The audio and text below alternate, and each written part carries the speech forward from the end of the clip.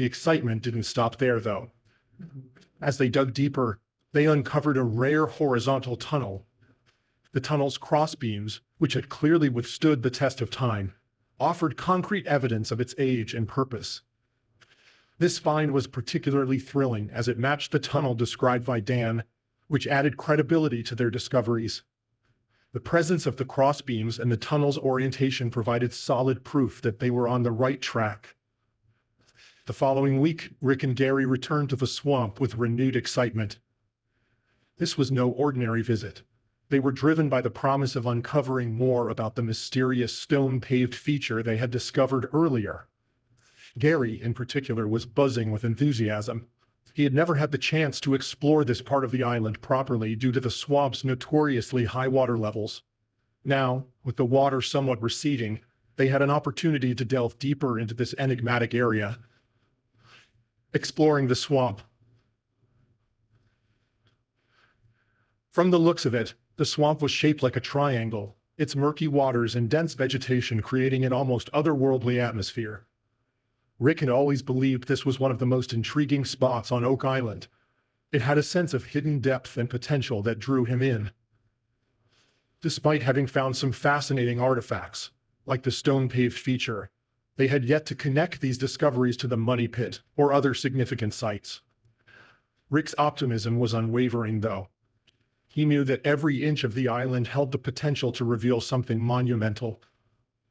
As they zigzagged along the riverbank, moving cautiously through the swamp's soggy terrain, the search was both physically demanding and mentally exhilarating.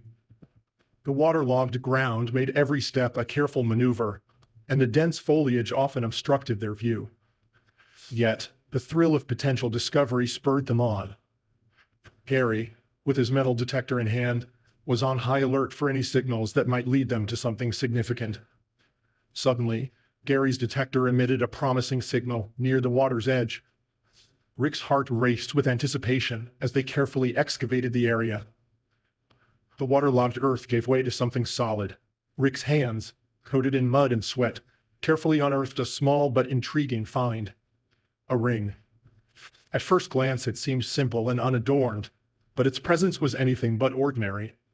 In the context of Oak Island's history, even the smallest artifact could hold immense significance. Unraveling the stone mystery beneath Oak Island's swamp. A couple of days later, Rick and Dr. Ian Spooner returned to the swamp, their excitement palpable as they faced the now partially drained waters. Their mission was to delve deeper into the enigmatic stone-paved structure that had intrigued them from the start. With more of the swamp's murky depths revealed, they were ready to examine the exposed stones in greater detail. As Rick and Ian scrutinized the stones, Ian, a seasoned geoscientist, began to form theories. He pointed out that if the stones had been deposited by a glacier or other natural processes, they would likely be scattered in mounds rather than forming a flat, organized surface. This observation was crucial. The stones, although slightly shifting, maintained a surprisingly even and flat surface, hinting strongly at human craftsmanship.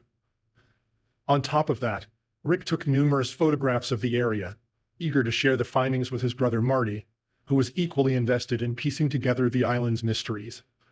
The photos captured every angle of the stone formation, documenting what could be a significant breakthrough.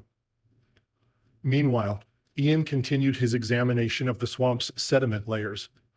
He made a notable discovery: a layer of stone above the farmland that appeared to have been left behind by a glacier. What made this discovery particularly intriguing was that the stones contained no clay, despite being embedded in swamp sediments.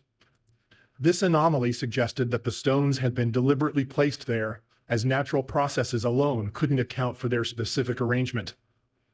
At the same time, Rick, who had been closely observing the findings, drew a parallel between the stone feature and the concept of constructing a road through a swamp. He explained that smaller rocks appeared to have been placed at the bottom, with larger stones layered on top. This method of construction supported the idea that the feature was indeed crafted by human hands, as such a systematic arrangement was unlikely to occur naturally. Ian noted that the stone-paved areas seemed to lead toward the sea, suggesting a deliberate alignment. This discovery pointed to a fascinating possibility. The paved areas might have served as a platform or working surface for boats. Ian proposed that the structure could have been a dock or a similar maritime feature, crucial for navigating the waterways around Oak Island. The importance of the swamp's placement. The strategic alignment of the swamp's deepest part with the nearby peninsula hinted at a purposeful design. This positioning would have provided easy water access while offering a solid base for work or storage. The implications were significant. If the area was indeed a docking or storage site, it raised intriguing questions about who built it, when it was constructed, and what activities took place there. This new perspective painted Oak Island as more than just a mysterious, isolated landmass. It suggested a vibrant maritime past, where people engaged in substantial activities related to sea navigation and trade. Marty was taken aback by the findings. He admitted that these discoveries were precisely what he had hoped for. The theory that the swamp could have been used to unload a ship, which was then deliberately destroyed or sunk to conceal evidence, fit with historical tactics employed during wartime to protect valuable cargo or ships. If proven correct, this theory would not only explain the stone-paved feature, but also offer a glimpse into the events that might have transpired on Oak Island centuries ago. The next day, the team's quest for answers continued.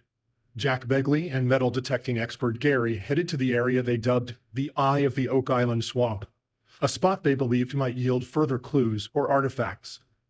Gary, well acquainted with the swamp's thick terrain, was optimistic about finding items that had been trapped in the muck over the years. Their optimism proved well-founded when they unearthed an ancient pickaxe.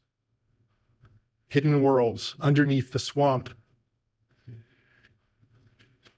The discovery of the ancient pickaxe at Oak Island Swamp was more than just an interesting artifact. This pickaxe, worn and unique with its oval socket and spiked head, suggested that the area had been subject to extensive mining or tunneling activities long before the current team arrived. Gary's observation that the pickaxe seemed designed for tunneling raised intriguing questions. Why was a tool specifically made for digging deeper and reaching hidden areas found in the swamp? Gary's idea was that the pickaxe could have been used to dig tunnels, perhaps to reach or conceal something of great importance. This theory aligned with earlier findings and discussions about the swamp's potential for hidden tunnels. Seismic scans had previously revealed a significant anomaly stretching 200 feet through the swamp. Additionally, core samples taken from the swamp showed dense clay layers up to 40 feet thick, ideal for supporting and stabilizing tunnels. These findings painted a picture of the swamp as more than a natural landscape. It seemed to be an engineered space with purposeful construction. The team began to piece together a possible connection between the tunnels, the mysterious paved areas, and the so-called Eye of the Swamp. It seemed increasingly plausible that the swamp had been deliberately designed, potentially as part of a larger system or plan. Thanks for watching, and we'll see you in the next one.